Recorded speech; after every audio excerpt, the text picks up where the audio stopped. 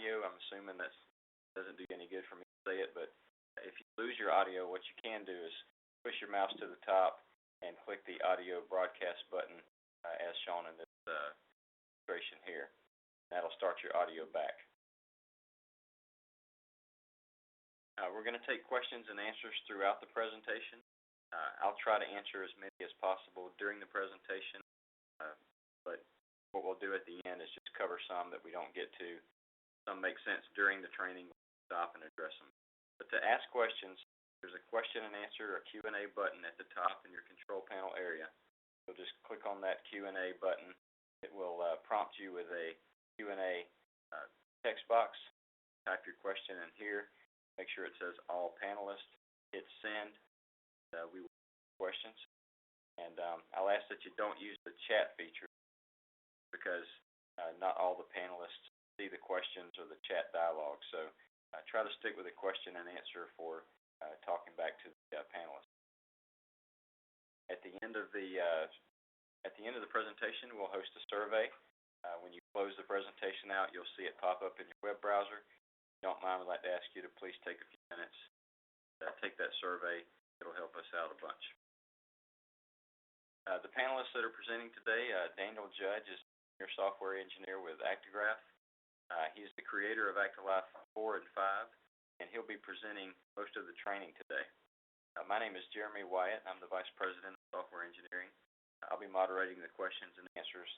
I'll be covering the intro and outro PowerPoint that we're doing right now. And at the end of the presentation, I'll go through a feature overview and talk about some things that are coming up.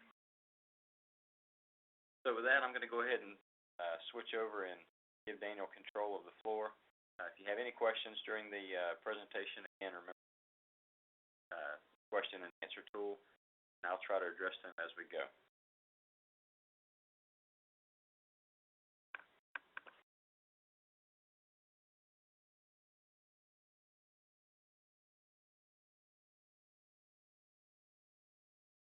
Okay, thank you, Jeremy.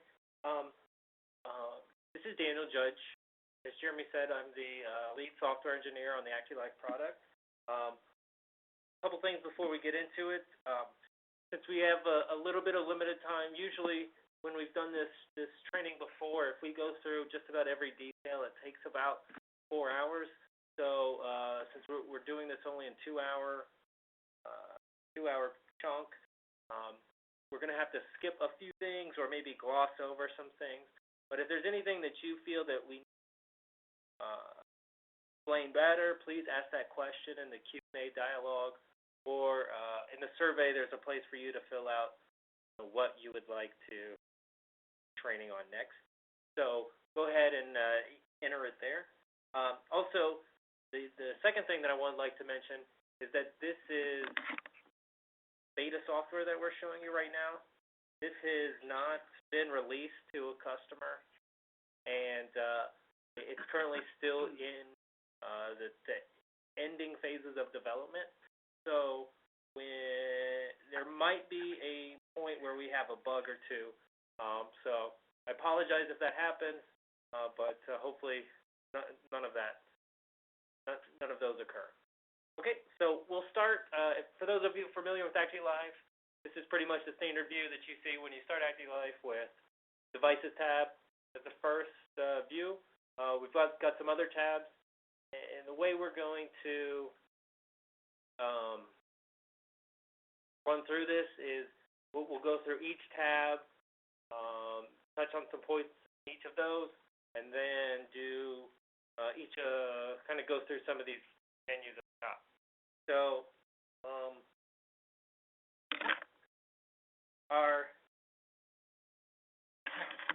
in our Devices tab, you'll see here we've got 7 devices plugged in, each several different kinds. We've got some GT1Ms, GT3Xs, and GT3X Pluses.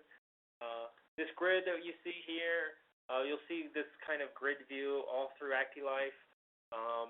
But each of these devices has a little bit of a status. So we show you, for example, battery life, data that's been recorded, just general information. So when you go to download the devices or start the devices, you can ensure that it's in the state that you want it. we're going to go through the separate tasks that you can do with the devices. There's the first one I'm actually going to do first is download because some of these devices have some data, so that way we make sure that, because if I go to start it, the device will be empty. So I'm going to go and download those devices first. And the way it works, you can download as many devices as you want or just one at a time, depending on what you're trying to do. So I'm going to go ahead and download just 6 of them for right now. So we can select the download location. There's really 2 things we do when we download. We set a location and we choose the file name. So I'm just going to choose that directory. That's the default directory that it comes with. I'm going to give it choose a name. This way we can avoid duplicate file names. And then one thing I will show you, we have this ability to add biometric information on download. So we can add height and weight, date of birth, any of this information that you would like to store in our data files, we can add in. I'm not going to do that for these files, but so we'll go ahead and click download, and you'll see it starts and processes all 6 of those files at the same time. And now you'll see that it finishes pretty fast. This is about this. These devices were started this morning in our earlier training. And so when there's a link there, that actually takes you to our AGD viewer. So for those of you not familiar, when we download the files, we create an AGD file. That AGD stands for ActiGraph data, and that is a database file that contains all of the data, including when the device started, battery level when we downloaded, all kinds of information that might help you out and help ourselves if there are any issues that you might have. So just have some basic AGD information. We have a breakdown of some cut points that we'll get to in a little bit. As I said, these devices were started this morning, and they've just literally been sitting on the table. So that's why everything's in sedentary. Another thing that we can do is, let's say we forgot to change, we forgot to enter date of birth for this subject, we can always go into the AGD viewer and edit it. And that way we can come in here and edit all that information at a later date if we forgot to or if we accidentally entered something. The other part of this AGD viewer is actual data. And so you see we've got a calendar of all the days that we have data. So this is today. We only have data from today. We can go ahead and we can select those, which hour we can see. So we're going to go either an hour, we can go an hour by hour view. And last thing on this AGD viewer that I'll mention is the export data to. So we can take that AGD file, we can go to the DAT file, which some of you might be familiar with as our older file. We can always export to CSV. Just about everywhere in ActiLife where we can export, we include the ability to export to CSV. We also include a data table CSV, which is same as the original CSV, but it also includes the date and time for each epoch. Reintegrate to larger epoch. So this file happens to be in 60 seconds, but if it was in, for example, a 2-second epoch, we can always accumulate that data to a higher value. So we can always go from 2 seconds to 60 seconds. That's what reintegration does. We can't go backwards. We can never take large chunks of data and make them. And you'll see all throughout ActiLife, anywhere we have one of these links that's relating to a file, it usually takes you to the AGD viewer. You'll see that I didn't check the GT3X Plus to download because that's our newer file, our new devices, and it has a slightly different option. And we'll get to exactly why this is later. Jeremy has a nice slide about it. So, but I'll quickly show the way these new devices are done is based on download. It creates all the different parameters you would like. So you would select what your epoch would be, number of access, that all this information is done on download. You'll see with the other devices on initialize, that's where those are done. So we provide the ability with our newer devices create AGD files at any epoch you would like, and any of the other parameters. So you're not,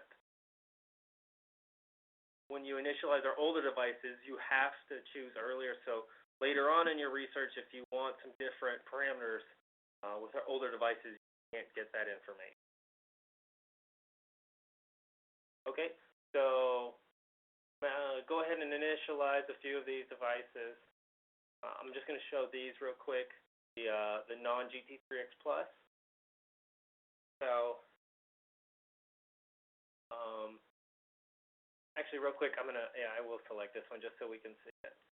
So you'll see that since I have several different devices selected, they will show up as different tabs up here. The way it works is, so for each device, we select the parameters we want, and we give it a start time. That's really the way it works. So for each type of device, you have to enter what your epoch for the older devices, epoch, number of access, etc. One thing to note on our newer devices, we always enter a sample rate. So we go from anywhere from 30 to 100 hertz. And so all of the data on the newer devices is raw data. That's what allows us to post-process it after we download to create an image. So we go ahead and enter parameters, give it a start time.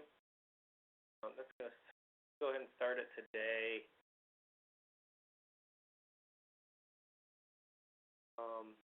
Let's go ahead and hit enter subject information. You'll see here we got this kind of a giant dialog that lets you enter some information. All of our older devices only allow a subject name. So if you only had those selection, that's all you would see. Our newer devices allow you to enter some other information. For example, gender, height, weight, all of the information here. So if we go ahead and click initialize all, you'll see that they all start to initialize. And they all finish up pretty quickly. The nice thing is you can interact with as many devices as you would like at once. It makes it a lot faster for those of you familiar with ActiLife 4. Makes your life a lot easier and your assistance a lot easier.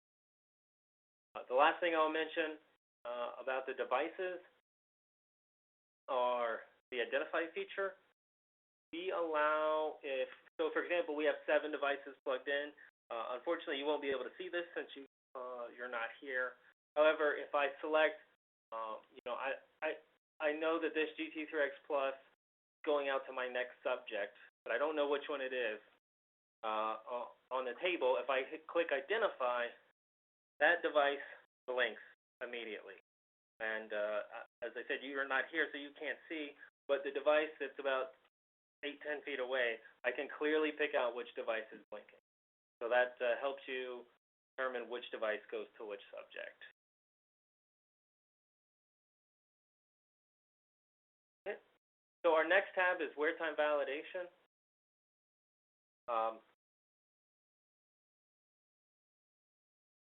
Here we allow you to help determine how much time your subjects wore the device. So I'm going to focus on our new floating window algorithm. And you'll see we've got some files already loaded in here. And these files automatically load when you download from a device. They automatically load in wear time validation. Now I know that all of these files have nothing but zeros, but we'll go ahead and run some information here in a second, and then I'll add some files that we know actually have data on them. So we'll talk about some of these parameters and what they allow us to do. So the way our floating window algorithm works is by we're looking for non-wear. So once we found the non-wear, then we can determine the wear. We can give you percentage, daily percentage, and overall wear links. So our first box that I'm over right now allows you to set the parameters for what is a non-wear. So this first one that says begin non-wear bout after 60 minutes of consecutive zeros. So we have the ability to, or this lets you say, I'm looking for exactly 60 minutes of zeros. If you're using, for example, 1 second epochs, it might get a little confusing on how to convert that into minutes, or we always have the ability to change it to epochs, if that makes clear sense to you. You'll see that all of our defaults are in minutes. That's just because we've talked to several of our customers, and this is the way that they thought the default should be. So we're looking for 60 minutes of zeros. Next button is vector magnitude, and you'll see this labeled as VM later on. So if you ever wonder what VM, it's vector magnitude. So take all 3 axes on a device. We combine those to get 1 vector, so 1 unit of measurement. That way we're not just looking at the vertical axis, we're also including horizontal and sway. The next option we have is use an activity threshold of 10 counts per minute. This basically raises the floor of a non-wear bout. So if we have this checked and this says 10 counts per minute, this essentially means begin non-wear bout after 60 minutes of consecutive epochs with counts less than or 10. So that way, it just means that anything below 10 or below becomes non-wear. Obviously, we have it turned off to start with, but it just helps to eliminate some random spikes not spikes, but random movement that is not considered actual activity. Our fourth parameter in the what's a non-wear is our spike tolerance. So this is where we allow those non-wear periods to have some movement. So this means out of this 60 minutes of consecutive zeros, we're allowed to have 2 minutes to be non-zero. So it just allows for, again, some of those small spikes of activity that they're not going to be labeled as wear. Once we've found all of our non-wear periods, we then basically go through and we've got 2 other options. This next option is something that's a byproduct of what we found while implementing this algorithm. We found that there would be these long periods of non-wear followed by a 1 or 2 minute period of wear followed by another long period of non-wear. And really what that meant to us is that period of wear, those 1 or 2 or 5 minutes, really wasn't wear time. So this lets you set your minimum level of, or minimum length of wear period. So that way, if the algorithm seems to find these short pieces of wear, we can go ahead and remove those automatically. And then we combine those outer non-wear periods into one giant non-wear period. So that's what this helps you do. The last one is depending on if your protocol says you have to wear the device for 8 hours a day, and if we calculate that they don't wear the device for those 8 hours or 480 minutes, we can go ahead and set this to say, hey, if wear time is less than 480 minutes, just go ahead and count that whole day as invalid, as non-wear. This is Jeremy. I want to interject briefly about the wear time validation tool. Obviously, most of us are software developers and engineers, and we're certainly not qualified to define the algorithms from which these parameters are derived. And in fact, these parameters were derived from working probably half a dozen or more customers that had direct experience with wear time validation. information, and were able to provide for us some input regarding how to make those decisions and what screening criteria might be useful to a research user. And so Daniel went through each of those, and as you can see, there's many ways to cut and slice the data to pick out non-wear data, to define your wear time. And we give you those options because we want it to be flexible. I did want to mention at the bottom the optional scoring parameters.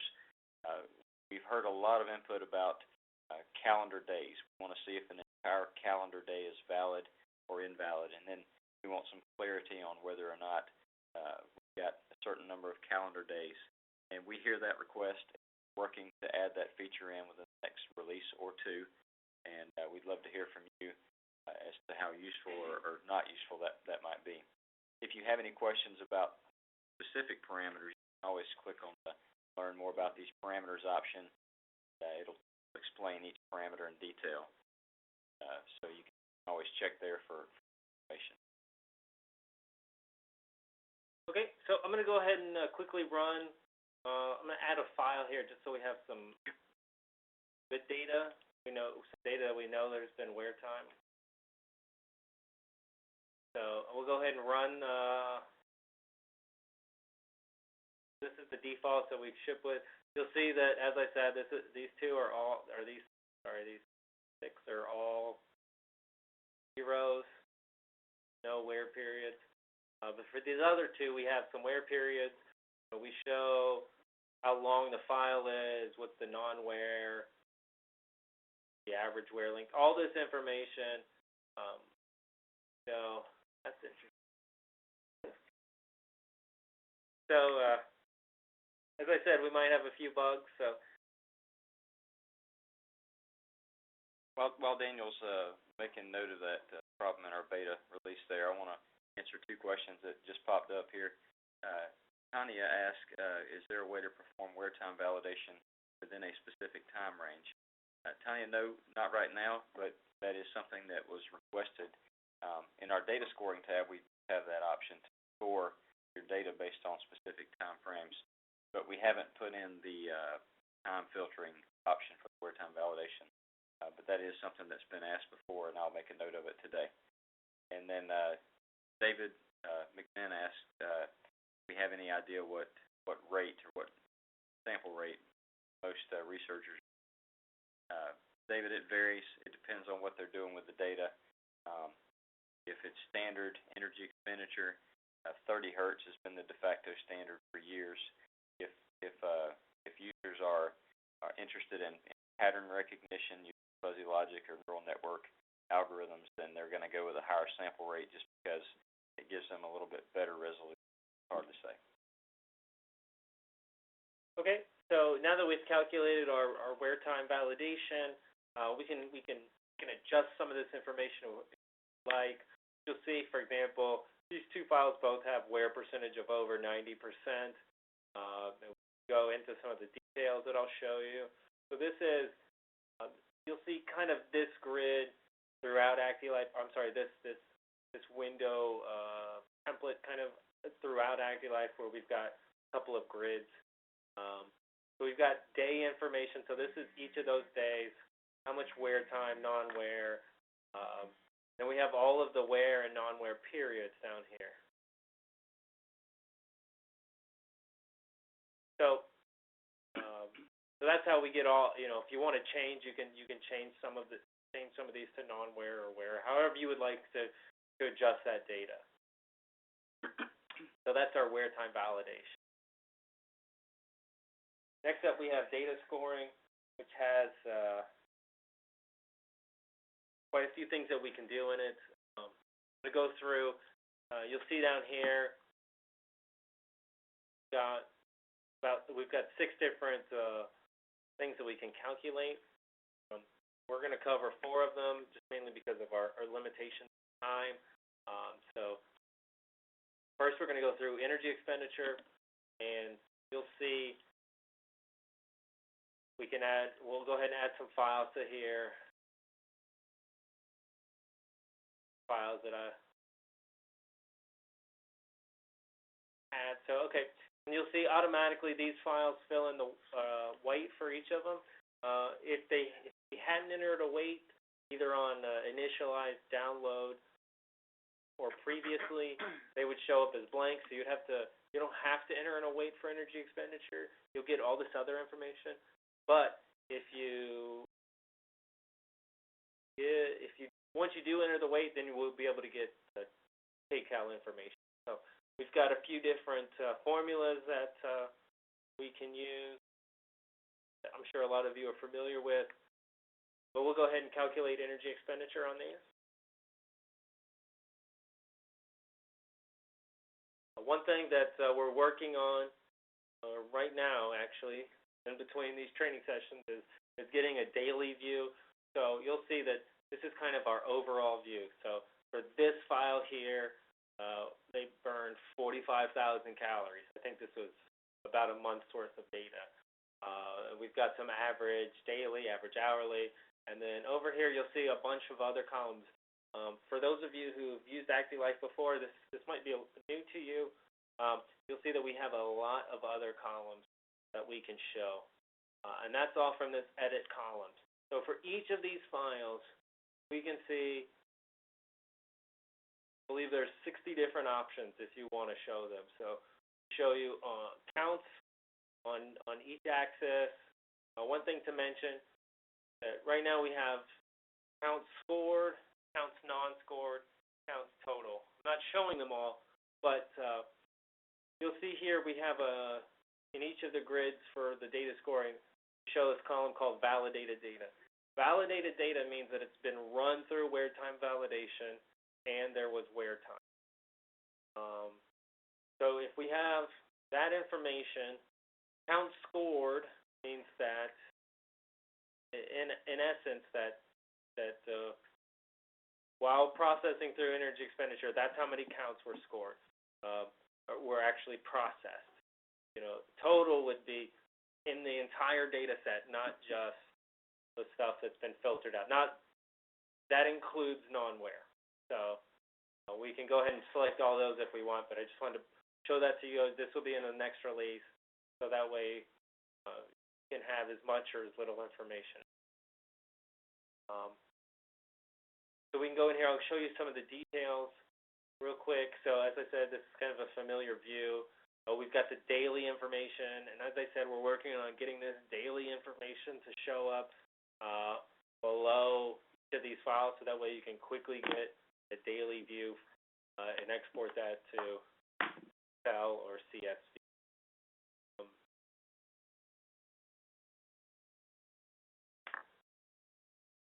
Next tab I'll talk about is cut points, and you'll see if you add a file to one of the grids, they show up in them all. So we'll go ahead and run through cut points. Cut points, we have a few cut points that we offer. The default set that we offer here is kind of our de facto cut points that we've used for years. We offer several other cut points. Our vector magnitude that we have is all three axes. We also have some children's and preschool cut points. You can also add your own if you have your own custom. That way you don't have to constantly enter. If you want to change for a different group of subjects, you can always change that quickly. So you'll see here, I must have.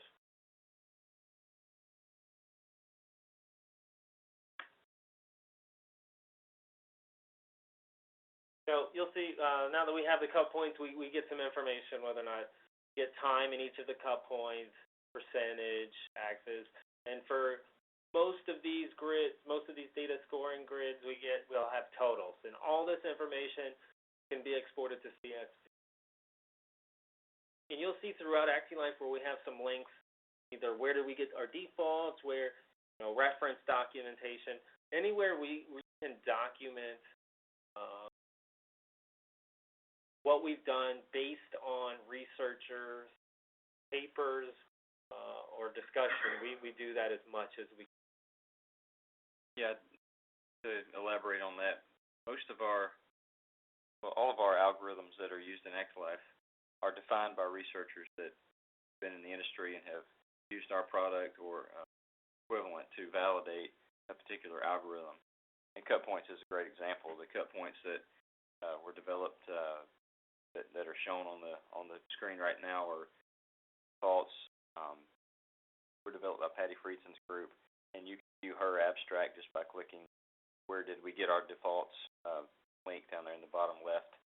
And we put links throughout our software anywhere we have an algorithm that we've developed by researchers, by those leading experts in the field.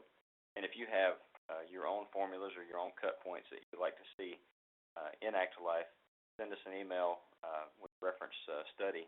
We'll be glad to check those in there for everyone's benefit. I also want to mention, Daniel was talking about the daily view that you'll see in here. That will apply to, in data scoring, that will apply to most of the tabs that we're showing. We've got a summary view, which is what you're seeing right now, is an overall summary of the file. You'll be able to see a breakdown of the daily information for each file. So, for example, that first data set, you'll be able to see Daniel full device day 1, Daniel full device day 2, and so on, and you'll be able to export that out into a single Excel or CSV file. Okay, thanks, Jeremy.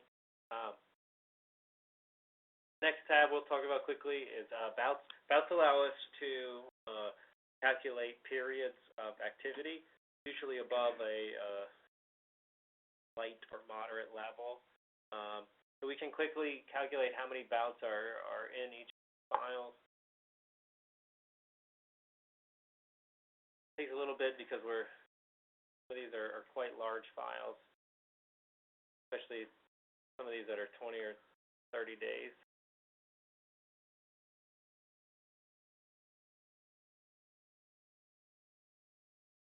I didn't mess something up. Oh, here we go. As I said, that first file is pretty large. We're going to work on improving that up a little bit. So you see that first file had 156 bouts. I happened to choose the largest files I had, so it took a little bit of time. So here we go. We've got some general information on how many bouts we had, so average time in bouts, total time in bouts, and then we can go ahead and we can get just a quick overview of about how long it was, and we can export all that information. We can adjust those settings, and similar settings as our wear time validation, but instead of looking for non-wear, we're actually looking for wear. So we set the length of how long we want it, level, the minimum level and the maximum level of count, and then we add in this case it's called drought tolerance or drop time. In wear time validation, we call it spike tolerance. Same idea. Time where it does not fall between this min and max. We will be adding, in this case, Jeremy mentioned a daily view. This is a slightly different, but instead of daily, it'll be about view. So it'll show each bout. The last tab I'm going to talk about is METs. METs is allows you to quickly calculate the metabolic rate for any of your subjects. It used to be called children's METs, but we've since added a formula for adults.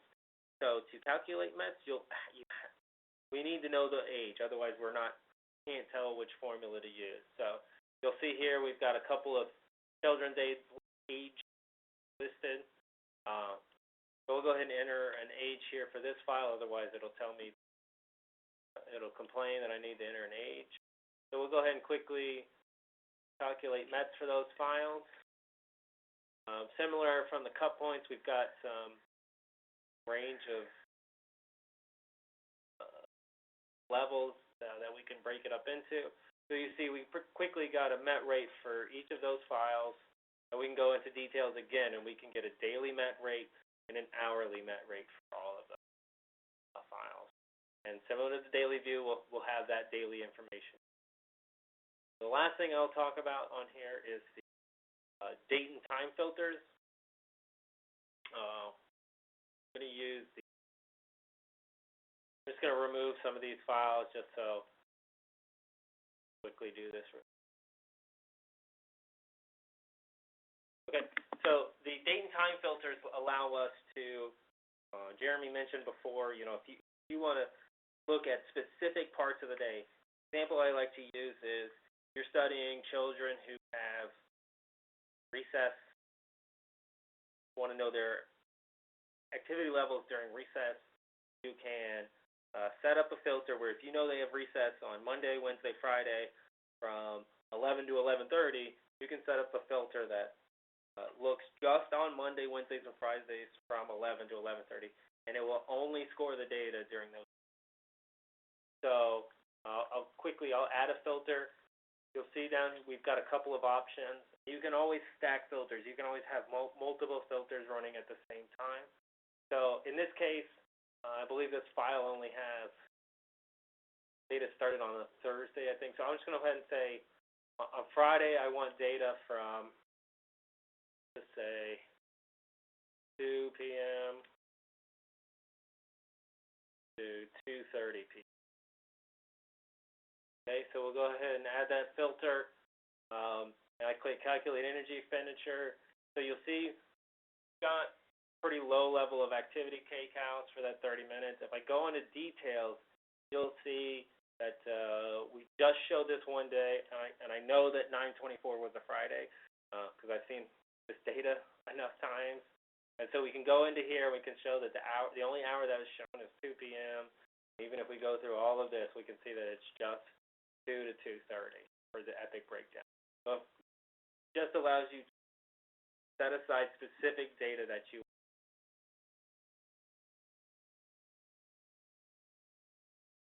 All right. The next tab that we have is our sleep scoring.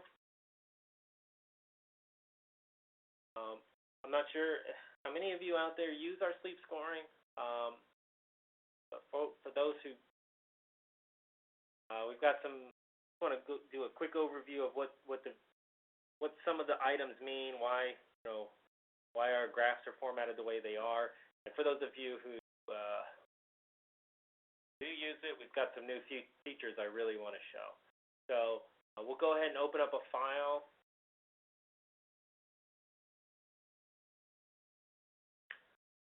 We do something real quick, and just basically we already have some bedtimes in here. I'm just going to remove all those quickly. So this is what it would be like if you just downloaded some data and you want to see what their sleep data looks like. So these graphs, for those of you who are not familiar, they're called dual plot. So it's a 48-hour view. So this period over to this period is 24 hours. We have another 24 hours here. So the data that's right here is actually duplicated right here. So the reason this is why sleep doctors and researchers are interested in this view mainly is it helps most people sleep at night, so we can see those sleep times at night. Also helps with circadian rhythm. The other view that we show, which really helps with circadian rhythm, is our ActiGraph view. So the normal person has a sleep period that falls right in the middle. And this person, I know exactly what he did. He actually flew from Tokyo to Atlanta. So I believe the period right here is where he's on a plane. One of these periods is on a plane. So that's why it's kind of all circadian rhythm got really out of whack. So that's kind of, this view really helps with that. One thing I forgot to mention, this blue graph, part of the graph is activity, and the yellow is our light sensor.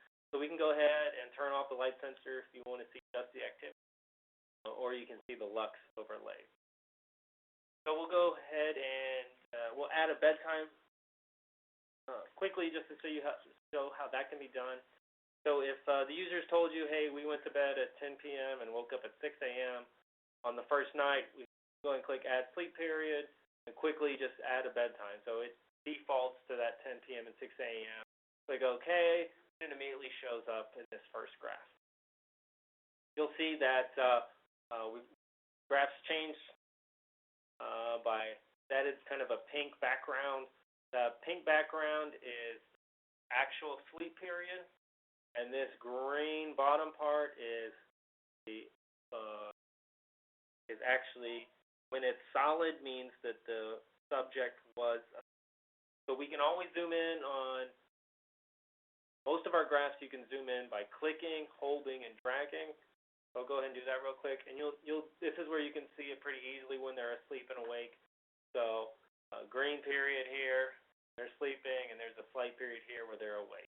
So and you'll also see over here in this bottom box all the sleep period information. So the time that they went into bed, you can always edit it here, and some other general sleep score information. We can do, I'll show you our newest feature that has not been released but will be. I take that back. This is already out there. This has been released. We have our new auto score feature, which allows us to quickly, by using an algorithm, determine the in-bed and out-of-bed times with no user input. So we'll go ahead and click auto score. When we do that, this sleep period is automatically deleted.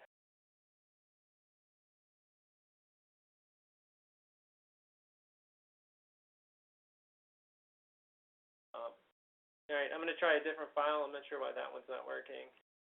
So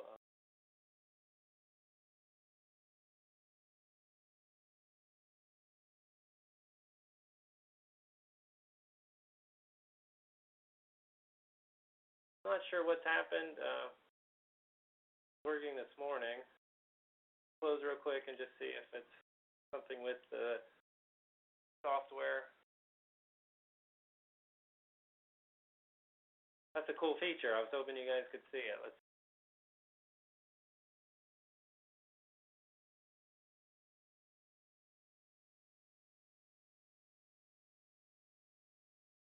Okay. Phew. I'll figure out what happened, but so you'll see this is some data. Wife wore the device for several days. You'll see all I did was click auto score, and it immediately filled in these bedtimes based on an algorithm.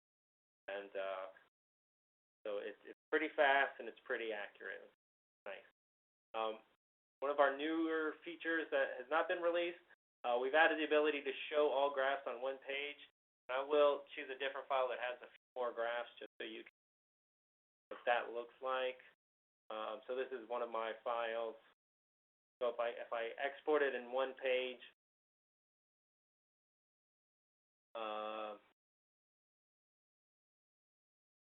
so for those of you who want to see it, this is what it looks like on one page. So that way you get, for you sleep researchers and doctors, you can get that quick view of the sleep periods and activity.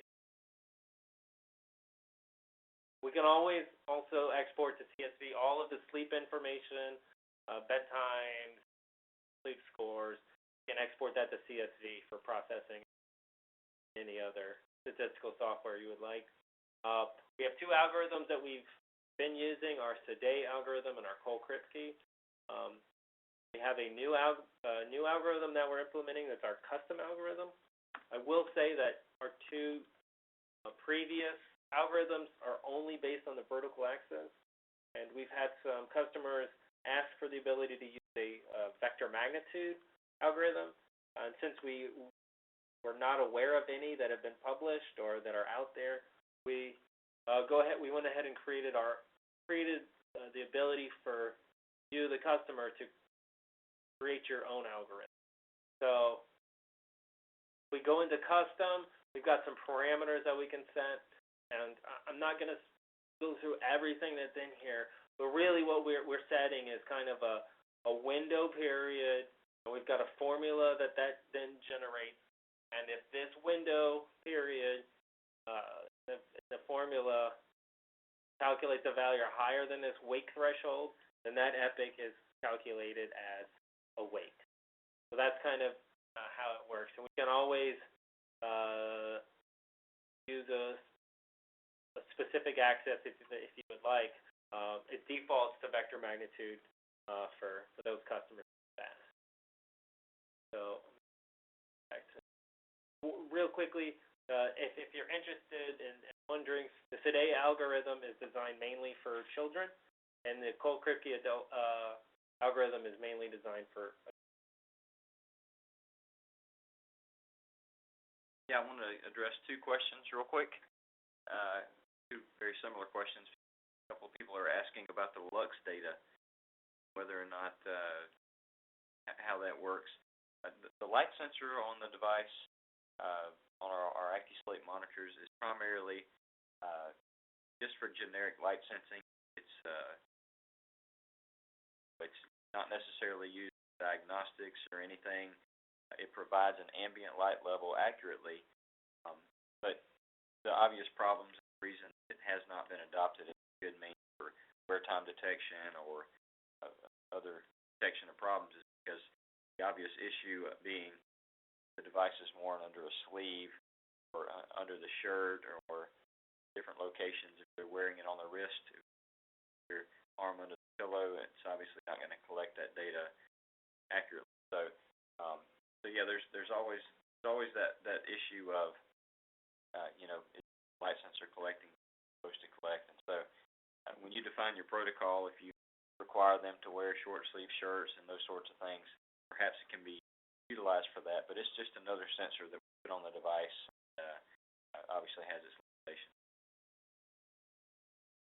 Okay, the next tab we're going to talk about is our PLM analysis, and I'm going to let Jeremy give a little overview of PLM and kind of how we've arrived at this point.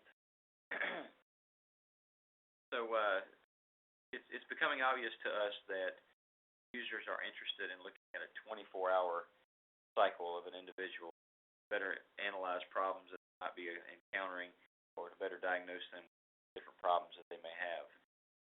And that's where we sort of derived our sleep scoring tool that we have in ActiLife. It gives the user the ability to take the device and have the user wear it on their wrist at night, on their waist during the day, and then basic scoring of sleep at night and then PA or physical activity day.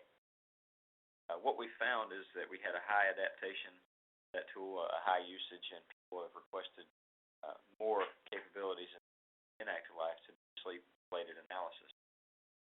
One particular syndrome that a lot of users are exposed to is periodic leg movement. That tends to be an issue with a lot of have sleep disorders or sleep problems. Sleep apnea seems to be the biggest issue that sleep patients have, but periodic leg movement is a very close second.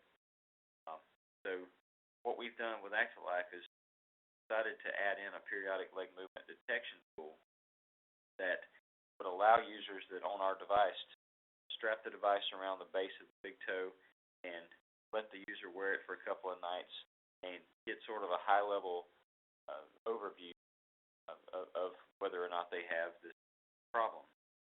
And the issue that most of our users have is if they're on a budget, do a true PLM analysis, very expensive. It requires machine, polysomnography, and several other high-end of equipment. It also requires that sleep patients are brought into a lab and spend the night and remain wired up to it. There's a lot of complications with truly detecting periodic leg movement. With our detection mechanism, strictly accelerometry, and what we've done is created the ability for the user to define what a PLM bout or PLM episode looks like. This tool is not validated. It's in the process of being validated right now by 3 different institutions. So in the meantime, what we've provided is the ability for our users to define their own scoring parameters, thresholds, for detecting periodic leg movement. And on the left side of the screen, you'll see PLM scoring parameters. We give users the option to choose what threshold they want to detect the onset of a kick, what lower threshold do they want to turn off that detection, which axes do they want to use, 1, 2, 3, or all 3, and then the count limits, scaling factor for the graphs. But so Daniel will demonstrate sort of 1 file and 2 sleep episodes that we've got for a patient. You'll begin to see the utility of it.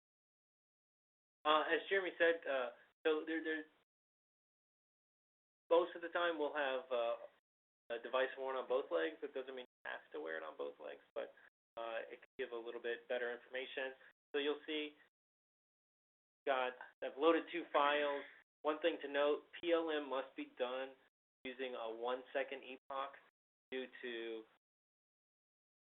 they are short, fast bursts. So we had to use a 1 second to help identify more accurately those kicks and bouts. So you'll see I've loaded a file for each leg. They already had some sleep periods entered, so those loaded automatically. So we can also do, just like we did in the sleep scoring, we can add a bedtime. There's a different way we can add it just if we need to also. So we'll go ahead and click on one of these bedtimes. Then you'll see we have a graph load for each of our files. And actually inside of each of those, there's actually really 2 graphs for each file. So we have a top file, which all activity. So this black area on this top graph, it's all activity. The blue line is our onset, and our red is decay, which Jeremy mentioned. And on our bottom graph, we have our PLM bouts. So inside of this activity, based on the activity, calculate these bouts. And so we can zoom in, as I said before, by clicking and dragging. So we'll go ahead and zoom. So you see down here, based on this activity, based on the parameters, that we've got about here, this time period, and about here. And so for each of these bedtimes, you get some stats. So we've got the PLMI, number of PLM kicks. We can always go into the PLM bout details. These are all of the bouts. We get epic detail for each of those.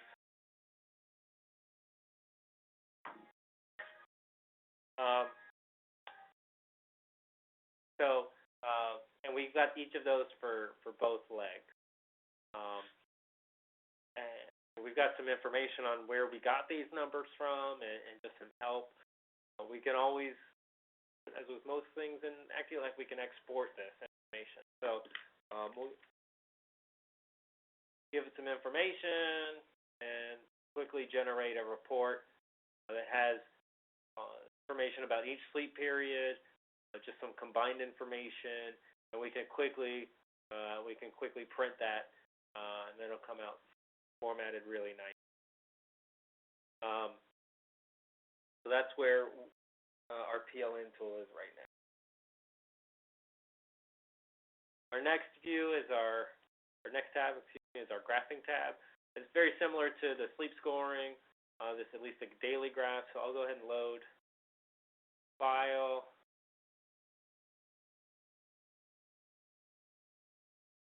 And you'll see,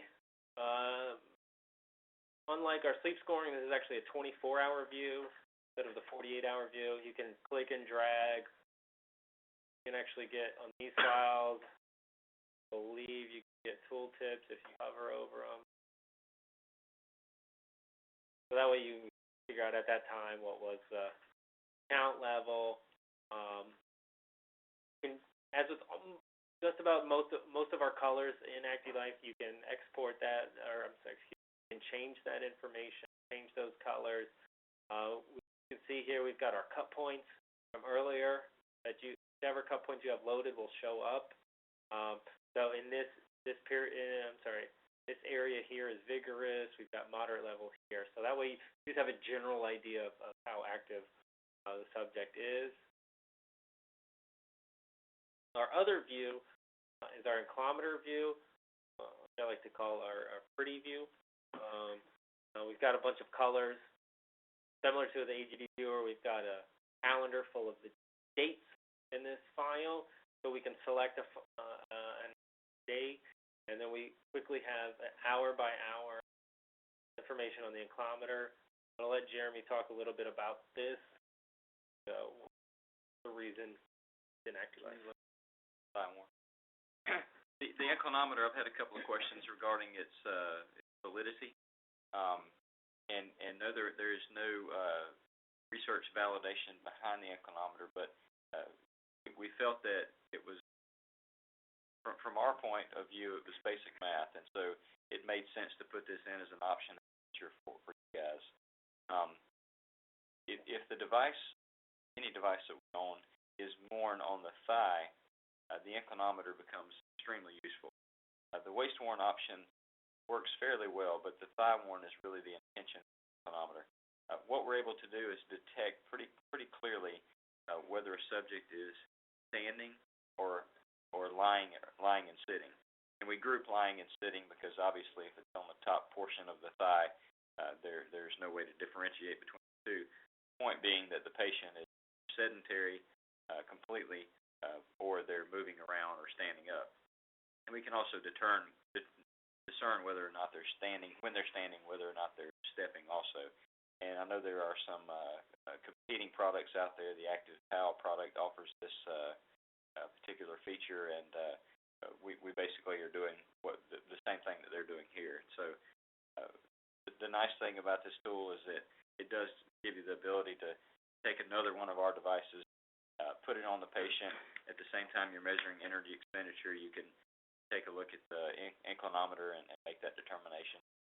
Also, if you're wearing it on the waist, we make a best guess at whether or not you're sitting, standing, lying, but of course it's hard to discern between sitting and standing whenever it's worn on the waist. So that's why I mentioned the thigh is the best option for this.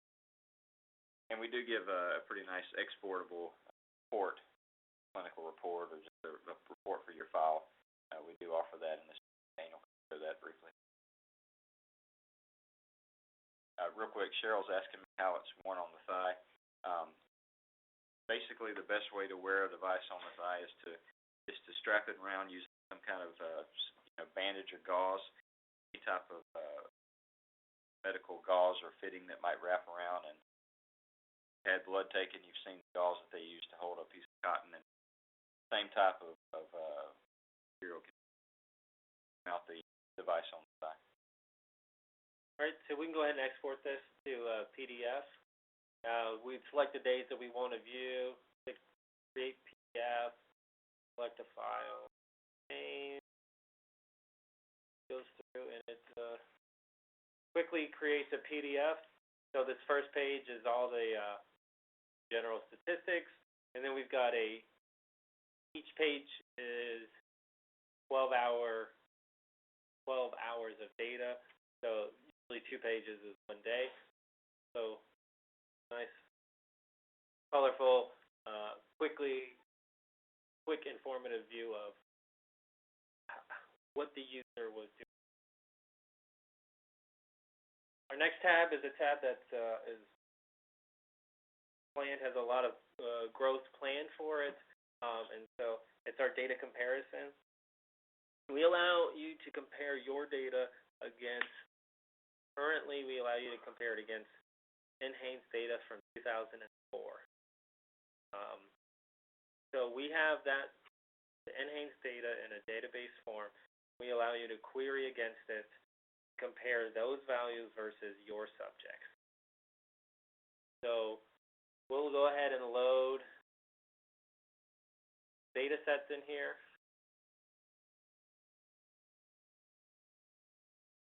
And you'll see we can go ahead and select some information about them. We don't have to enter this information. It just allows us to, when we compare against NHANES, for example, if we want to use only our males, I'm not going to enter that information for now, but we'll go ahead and got those. So now you see we've got 3 subjects loaded. We have the ability to use the wear time validation information. So if you run those files through there, we'll only use validated data. Now here's where we can set up our filter. So if we're running, if we want to compare our subjects against NHANES' 40 to 49-year-old males, we can quickly do that. So we'll select males, and then down here there's a counter that tells you how many of the subjects match our filter. So when we select males, it's by about 50%, and then we'll go ahead and make it 40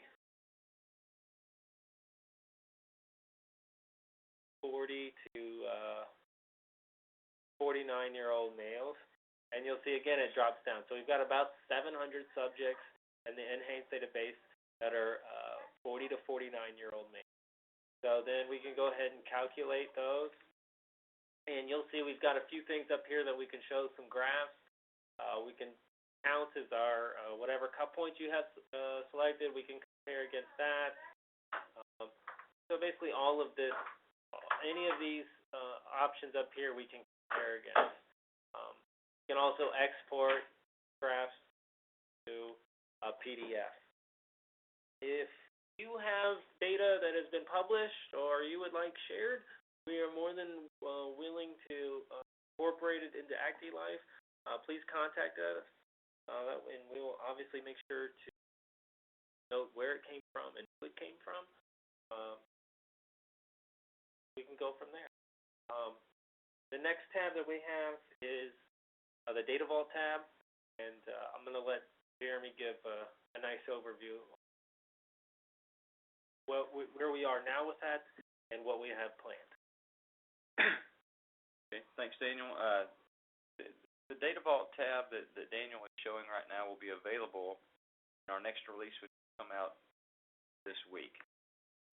Before I get into explaining Data Vault in detail, let everyone that's listening know that I'd like to offer it to you first.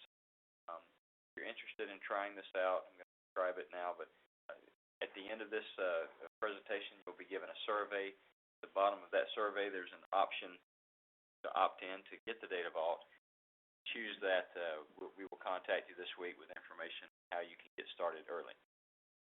A lot of our customers have expressed a need for a similar system, Data Vault system. In fact, what we heard from our customers is that they've got a lot of data that they need to store. Location, they've got problems, IT infrastructure problems. They're having issues collaborating with off-site data collection points. They're worried about the integrity of their data. This Data Vault is a first pass at solving that problem. For those of you who have been using ActiLife for a while, you've probably seen our templating feature, which allows users to create templates for initializing, downloading devices, different collection points. Data Vault, right off the cuff, solves a similar problem with the actual data that the devices collect. The way the Data Vault works is pretty simple. We create a very secure, a very redundant online infrastructure for storing your data. You choose to use Data Vault to store your files offline. You promise and guarantee reliability to about the 8th power. So it's a very redundant, very secure system. So pretty simple. If you want to upload data and not worry about it being secure, you simply select files, and I'll show that working on my machine. Select the files, add them into the Data Vault, and they'll be uploaded automatically. Now the beauty about this system is that if you've got multiple users in multiple locations under your particular group, whenever they upload data, it will also appear in your vault.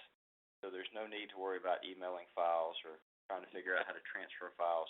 It can all be done basically transparently, give the user security as well as convenience of data collection from multiple. So Daniel is showing the contents of the Data Vault right now for the demo user. And on my computer, I'm going to go ahead and add in another file.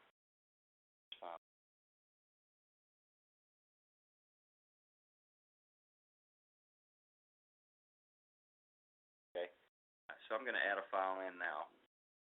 The file is a little bit large, second to upload. And you can't see on my computer, but the file is being uploaded and pushed to the vault. And in just a moment, it will appear as available on the computer. And that's sort of the use case. That's our initial use case for the system, and see the obvious problems that it solves pretty much right off the bat. So we're excited about this feature. We plan to offer it initially with a free tier, 2 gigabytes, the option to purchase 2 other tiers, a 50 gigabyte tier as well as a 100 gigabyte tier. So many options, but we want to hear from you. We want to know what works for you. It's users like you that that helped us create this particular tool. We want to hear more from you about what you'd like to see this tool do in the future. I'm going to cover where we plan to head with this tool in just a moment after the demo is over. I'm going to talk about the different things we plan to do with the Data Vault in the future. Glad to address questions on it. But just this little demo, you can see the file that I just uploaded from my computer, which is ActiLife 22, just appeared in Daniel's Vault, and he can download that and process it on his computer. And we're excited about this system because right now, a lot of users that are out there are trying to transfer these large files through the internet, through mail or through different means, a shared network drive. And the problem they're running into is not only space, but it's also speed. Trying to upload these files sometimes take up a lot of bandwidth. Our engineers have spent a lot of time working on multi-part downloads and uploads, break these files up into smaller parts and make them more efficient. They travel through the internet faster, and we're pretty excited about the capabilities. A lot of work went into it, so excited about showing you how that works. I know a lot of customers are starting to purchase our 3X Plus product. A lot of researchers are starting to collect data in raw mode, and with that comes tremendous file sizes. The file size of our latest 3X Plus is 512 megabytes. That's half a gig per person. And so as you start to approach those type of file sizes, data storage on your own network is going to be an issue. So I hope that this Data Vault will provide benefits for our customers. We'd love to hear your feedback, and if you're interested in using it right away, we'd love to hear from you after this presentation. And then real quick, we can always, so I can always add a file here quickly. See, it automatically uploads from my side, and now it's here quickly. It's in the vault, ready for anybody on in my plan, in my group to download. All right, so those are our tabs. Quickly go over some of these menus. First thing I want to talk about real quick is actually our templates. Templates allow for consistency. So when you're setting up your protocol for your study, and if for example, you want to, we need to run these devices at 1 second epochs at all times. We need to start them on Sunday at 7 or 12 a.m. every day, or all the time. We allow you to do that using templates. So these templates, we added a few options. Save it to a file. You can quickly pass that file through email, and your assistants. All they have to do, double-click the file, it'll show, and then automatically loads in that template, and you're set from there. So we'll quickly show you kind of the template editor. This is where we set up a couple things. There's really two areas that we set up. We set up what do you want to have happen on initialize, and what do you want to have happen on download. So we'll give the template a name. We'll just call it test, and then we can go through and we can set up for each kind of device what do we want to allow. So I'll just show you quickly. We've got a bunch of different options on initialization, what we want to do. We can set a start date and time. We can force a subject name. And on download, all those same things we saw on download. Force a directory, force a naming convention. So I'm going to load a template that I created, just so we can quickly see what that. So in this case, I think it's the GT3X. Yep, the GT3X lets us. We're only going to be able to initialize GT3X's, and we have to use 1 second epoch every access. So, and we also start in 1 day at 12 a.m. So we're starting tomorrow at 12 a.m. So we go to save and use. Now the template's being used. You'll see up here in the top right corner, we've got the training template loaded. So if we go into devices, click initialize. I'm only going to use the X's. Click initialize.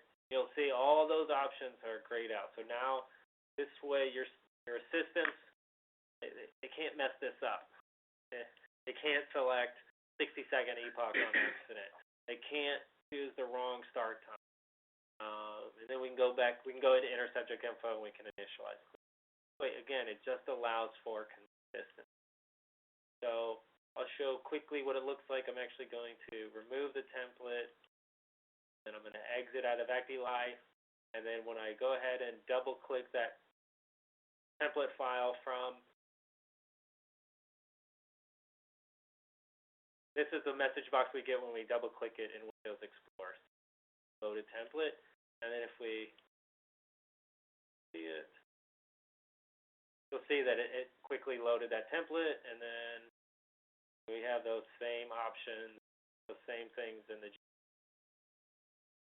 And just to clarify, we had a few people ask questions about the template and how do you share a template? How do you get that to your users? Show the template file that's regular. When you create a template, define what you want ActiLife to do whenever someone initializes a device or downloads a device. You're creating a file, and you can see it on our desktop right now. And that file can be emailed to anyone. It's a very, very small file. It's okay, a very tiny little file. Send it to anyone in your research group around the world. They get that file. They can double-click on that file. That starts the template, and they never have to worry about it again. They can delete the file. As long as they've loaded it in, ActiLife remembers those settings. Unless they choose to remove that template, those files will always be saved. If you choose later to update the template, and then we'll show you how to update the template. If you choose to do that later, you can resend the file. Just tell them, hey, double-click on this file, and it'll be the latest template. So it's just a nice feature to have out there. It lets you quickly deploy a standard implementation protocol across all of your collection points without worrying about are they following instructions and things. Combine that with a data vault, and you've got a very consistent system of collecting data over large longitudinal studies that might be long-term or large number of individuals studying. Okay, and so as I showed before, I opened that template up, and you can always go into the template editor, open up that template, and then change any of this information. I don't want to include it on.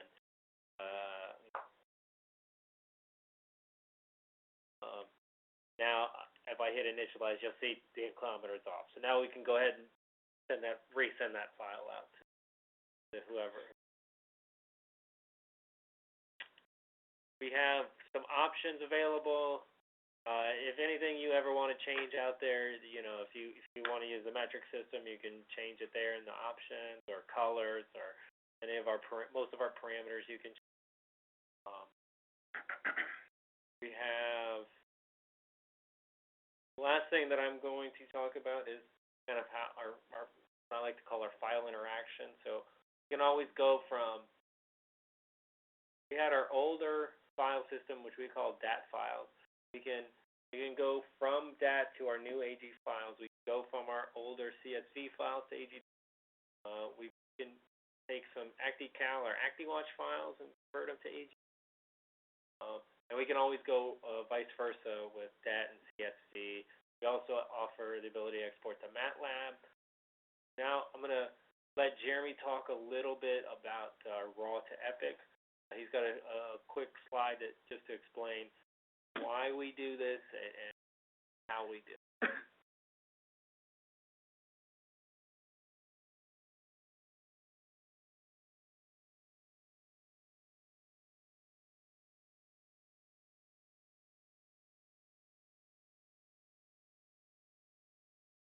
Okay, thanks, Daniel.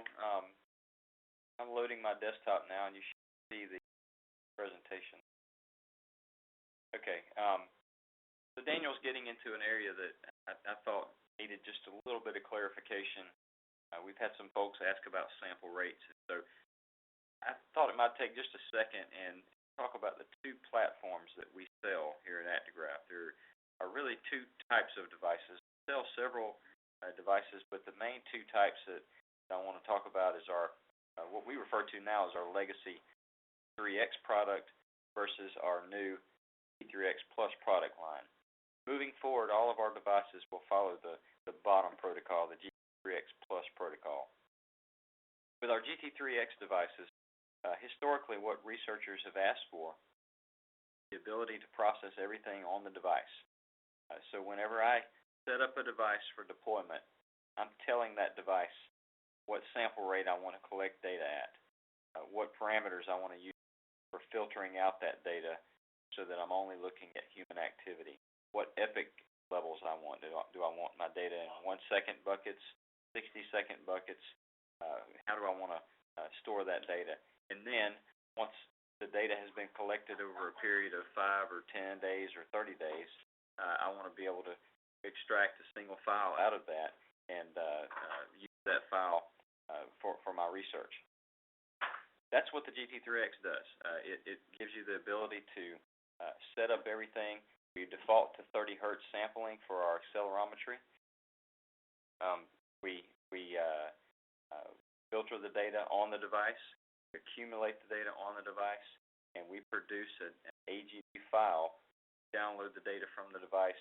You're getting an epoch level file. So if you've chosen to use 60-second epochs, that's what you're going to get. What we've heard from the industry is that a lot of times they're not happy with making that decision that early in their research. A lot of times what they'll decide is that they really want to collect data at 60 seconds, but later they may find out, oh gosh, I should have collected data at 1-second epochs because I need better resolution, or because I wasn't able to run a particular algorithm that I'm using in my study on 60-second data, or vice versa. Maybe they collected it 1 second and wanted to look at it at a different rate. And that's where the GT3X Plus platform was derived from. With the GT3X Plus, you can select which sample rate you want to use on your accelerometry data, so we can immediately set that device to collect data up to 100 times a second, very high resolution. And the interest there, just a side note, is pattern recognition, looking at different patterns in data, neural networks or fuzzy logic to examine those. That's a really big upcoming industry, and that's also part of the genesis of GT3X, is allowing users to get data at that high resolution. With the GT3X Plus, it will sample that data at whatever frequency you select. It will store that data on board, and that is what the device stores. The difference is, as you can see in the graph, ActiLife does all of the post-processing to that file after the data is downloaded, allowing the user to come back maybe a year later or 2 years later and change parameters. They may want to use a different filter. They may want to accumulate their data into a different epoch view. They may want to use 60-second epochs versus 30 seconds. So it just adds flexibility, and what you're collecting with the device is really the raw data. And so obviously what you're going to end up with is much larger files with the GT3X Plus, because we're not processing the data. It is just the raw data, and we need that data to be able to generate these files later on in the ActiLife tool. Both techniques produce an AGD file. The GT3X produces an intermediate file called the GT3X file, so .GT3X extension. That's what's downloaded from the device whenever you click download. You've got the option in ActiLife to immediately create an AGD file, essentially making usability from someone used to the GT3X identical. So what Daniel's about to explain is how you run this blue box. How do you create from a GT3X file? How do you create a post-processed accumulated file? So I'm going to pass the presentation back over to him. But if you have any questions at all, save them up or type them in, and we'll be glad to address those.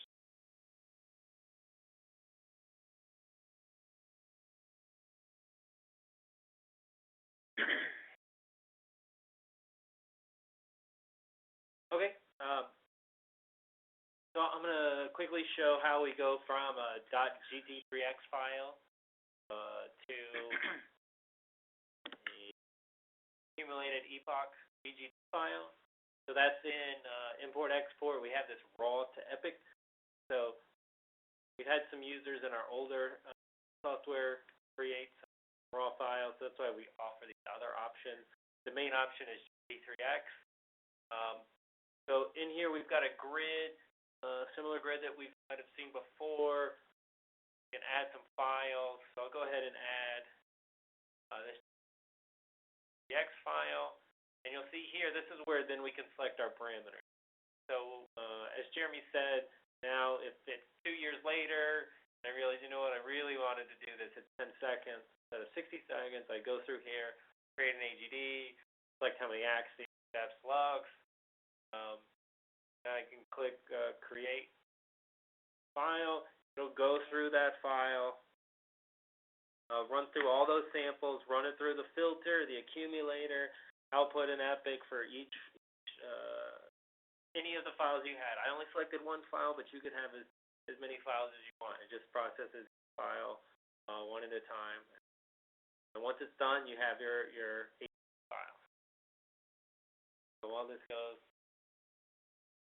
I think that's going to be the end of my portion in terms of just demonstrating. I think we might have some questions that we're going to talk about from you guys have submitted. If we don't get to all of your questions, I apologize. I know we're probably going to run a couple of minutes over. But if we don't get to all of your questions that you submit, we will make sure to have a written response that we're going to post by early next week. So if we don't get to your question, I apologize. But go ahead and start it on that. As you see, real quick, it finished processing that file. So now we have an AGD.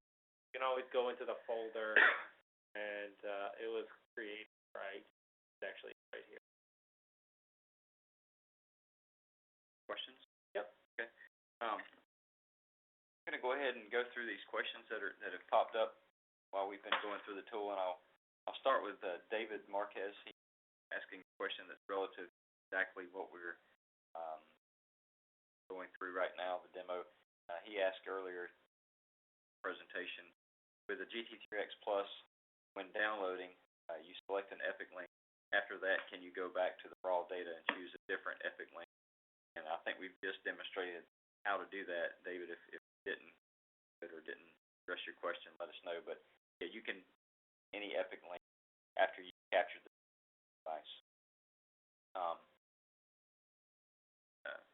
David also asked if store the file on your hard drive for manipulation. Yes, when you download the GTX file, we don't wipe the data from the device. He's asking if we actually wiped it off.